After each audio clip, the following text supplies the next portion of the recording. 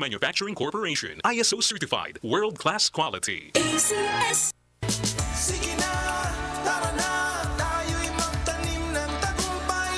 Makabagong makinarya at teknolohiya sa pagsasaka. Yan ang hatid ng programang Radyo Eskwela. Angat ani sa tamang makinarya. Tuwing Miyerkules at Sabado alas 5:30 ng umaga. Tutok na dito lang sa RMN Dzxl 558 Radyo Trabaho. Kagapay ang Philippine Center for Post-Harvest Development and Mechanization ng Department of Agriculture. Aarangkada ang magsasaka sa tamang makinarya. Sige na, tara na, at tayo'y aani ng sabay. Boom, papaya, white rose papaya, yeah, yeah, yeah. Boom, puti ka in 7 days, oh yeah, yeah, yeah, yeah, yeah, yeah.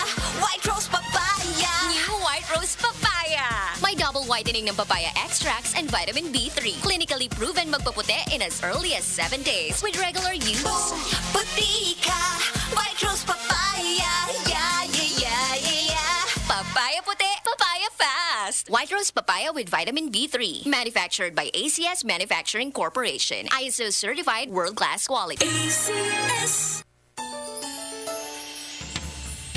Hi, Daddy Delpin Jeronimo po para sa MX3. 2 years ko nang kasama ang MX3 capsule. Ang MX3 capsule ay may clinical study na low in sodium, cholesterol, and fat-free. Tested and proven ito. MX3 araw-araw.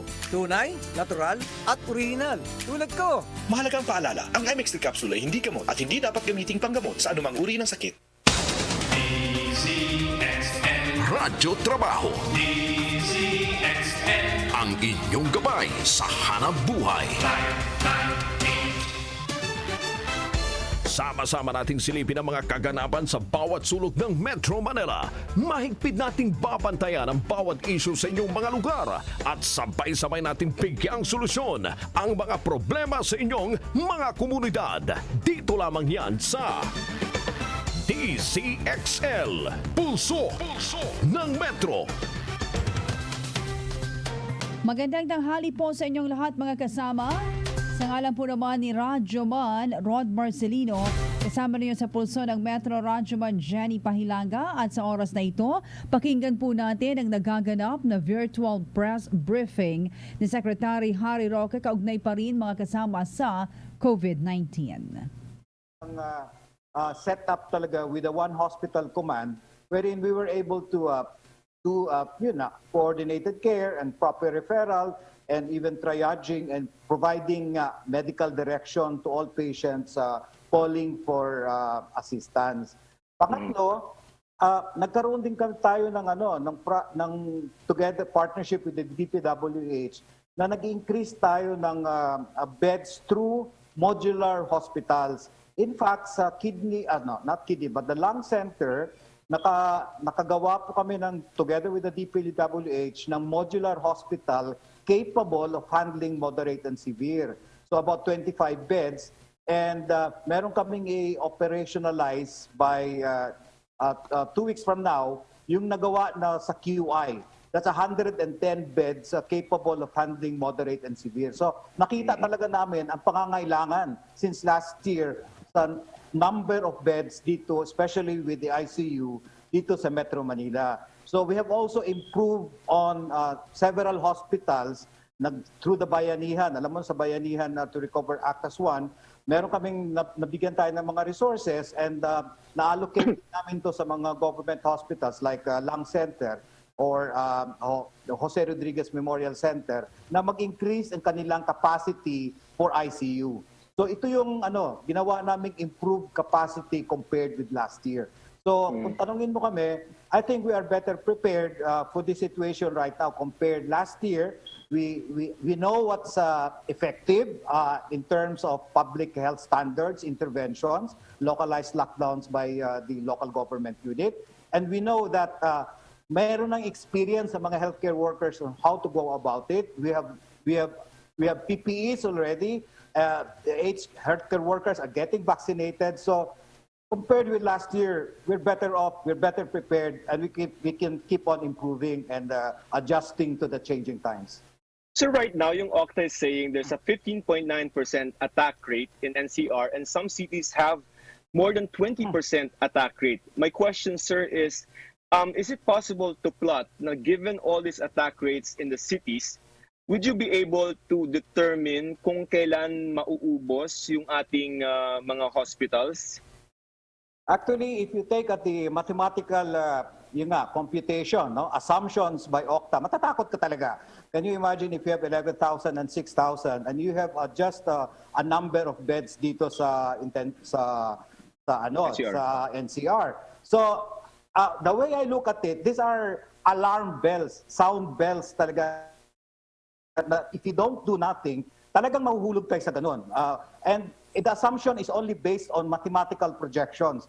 But more important is how we are going to respond to the increasing crisis right now.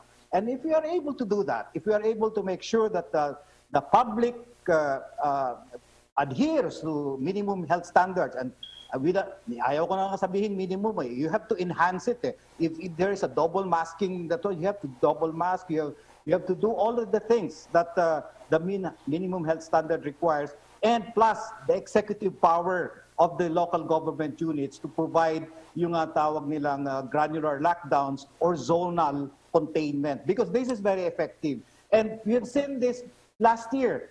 Paano natin napababa yung August to September, October, November? It was just because of the strong enforcement of the local government units in terms of making sure that they are able to contain and mitigate the transmission of the virus in their communities.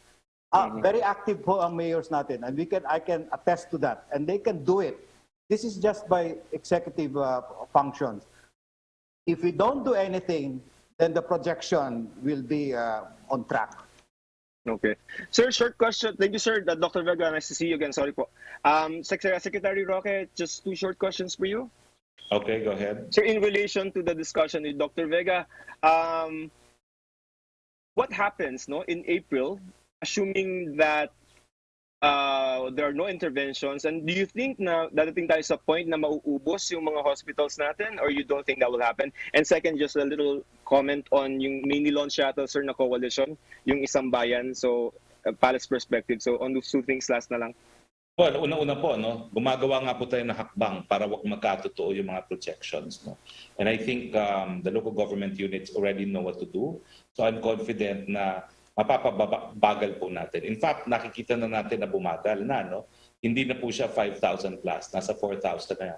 And I think we can further slow it down gradually to 3,000 and then 2,000, back to the 1,000 level. Pero if that doesn't happen within April, fix po ang ating mga formulas on quarantines. So kung talagang maging critical po ang ating healthcare utilization rate, then that may justify changing our quarantine status. But hopefully not po, because I think the people and local government units and everyone now is contributing para mapabagal na yung pagkarat ng sakit.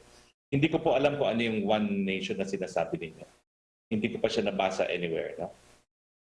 Sila Justice Carpio, Ombudsman Morales, and si Secretary Del Rosario have launched a coalition. They're calling themselves opposition parang to provide maybe an alternative to in the coming elections. Well, napakaaga pa para mag-usap ng eleksyon at politika. Yan naman po aming sinasabi palagi. Isang tabi muna po ang politika habang nandito po ang pandemya. Kami po sa administrasyon, gawa muna, pandemya muna bago politika. Thank you for your time, sir. Dr. Vega, thank you. Guest, thank you, sir. Salamat din, Joseph. Thank you, Joseph. Next question, Yusek Raki. Yes, Secretary from Lanes Capanti of GMA News Online. Is the palace supportive of vaccine czar Galvez' suggestion of administering Sinovac on senior citizens, even if this suggestion goes against the recommendation of FDA, which said Sinovac is only for clinically healthy people aged 18 to 59 years old? Very supportive po dahil alam natin na napakadaming bansa na sa daigdig ang gumagamit ng Sinovac para sa senior citizens. And I think steps will be taken to ask the local representative of Sinovac to present additional data sa FDA para mabago po yung EUA na in-issue ng FDA. Ang kailangan lang naman po ng FDA, additional data. Okay, second question po niya. Former Health Secretary Esperanza Cabral said the country is now 10 steps back from square one with over 61,000 active COVID-19 cases, which is the same level as July 2020, and which government and private sector not in the position to spend for subsidies again, just like ECQ last year. Do you agree with her observations? Well, I love Dr. Cabral, but I will let one of her students respond to her, Dr. Dzxl Salvania. Yes, thank you, folks. I think that, well, I also love Secretary Cabral, and she is very close to me. In this case, we probably have a professional difference in this manner because, as I have already mentioned in many of my posts, we know much better how to take care of COVID-19.